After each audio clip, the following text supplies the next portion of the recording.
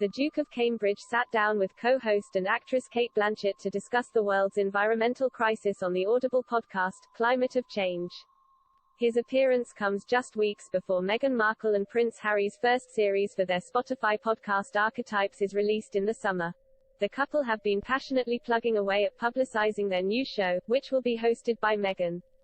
The 40-year-old unveiled her first Spotify series, a podcast about female stereotypes, in which she vows to investigate labels that try to hold women back.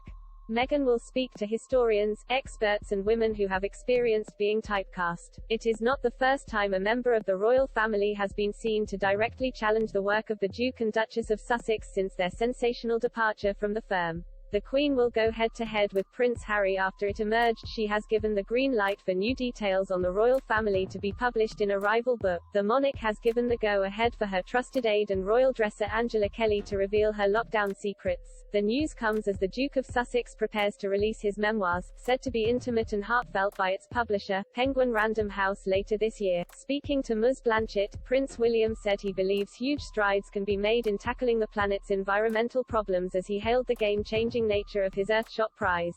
Speaking candidly, he also praised his father Prince Charles and grandfather Prince Philip for his appreciation of the natural world. The father of three said his appreciation of the natural world was piqued by his father and grandfather's passion for it, and described boyhood memories of climbing trees, digging ditches and being out in the wild and the wet. He also revealed the run-up to the first awards ceremony for his environmental Earthshot Prize was terrifying, but thankfully the event passed without too much of a hitch.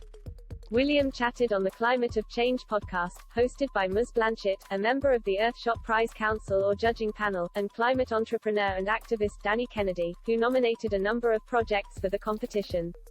When Ms. Blanchett said he appeared quite hopeful that we may be able to work our way out of what seems to be a crisis, the Duke replied by quoting Christiana Figueres, chair of Earthshot's Board of Trustees, saying he felt like a stubborn optimist. He added, "Shush has given me a lot of hope that this can happen and I believe it, and I'm seeing it with my own eyes.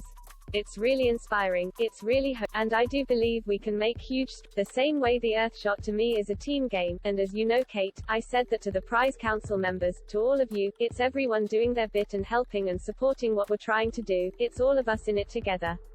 In the same collective spirit, it would be great if we could tackle climate change and environmental things the same way. I really do think it can be done in much quicker time than we anticipate because the solutions are out there.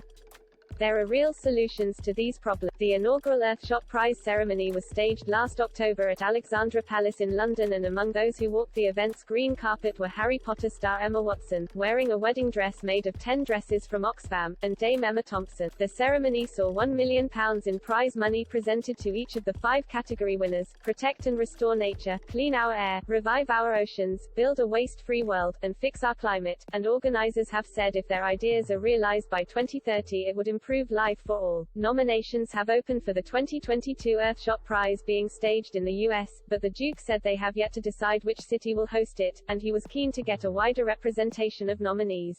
He said, "What I'd love to see personally, is I'd like to see more women-led solutions and more indigenous community-led solutions. But these next 9 months, what we've got to really focus on is the scaling of the 2021 winners and finalists. That's what's really important to us. That's the game-changing nature of what the Earthshot Prize is about." The Duke traveled to the Bahamas last month where he visited the winners of the Revive Our Oceans category, the Coral Vita project which grows coral on land to replant in oceans, giving new life to dying marine habitat.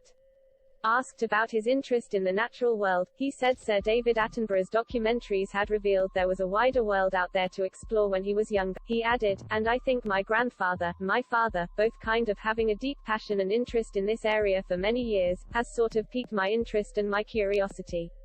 So growing up, I was surrounded by kind of this adventure and this idea of exploring and being out in the garden. I used to spend hours climbing trees, digging ditches and all sorts of things, hiding in dens and all sorts round the garden.